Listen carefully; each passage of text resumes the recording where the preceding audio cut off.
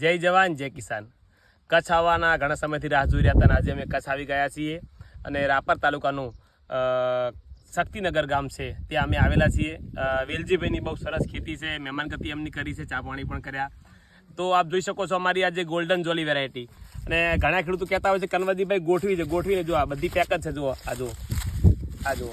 હા, હવે વેલજીભાઈ આ ટેટી ગોલ્ડન જોલી કેવી લાગી તમને? બહુ સારી ને. આમાંથી કેટલો માલ નીકાળ્યો છે? મેં 2 પેકેટ વાયા હતા. હા, 150 આપણે 1.5 ટન જેટલો માલ અને 100 ગ્રામ ખાલી વાઈ હતી અને એમાંથી 1.5 ટન માલ નીકાળી દીધો છે. બીજી રેટી કરતા તમને કેવું લાગ્યું? બહુ સારું. આની સાઈઝ બહુ છે. હા, આમાં મતલબ કે આપણે 2 દિવસ પડ્યું હોય તો ચાલે. અંદરથી કલર પણ સારો, મીઠાશ પણ બહુ સારી. મીઠાશ તો હાકર કરતા પણ મીઠી કહેવાય એમ.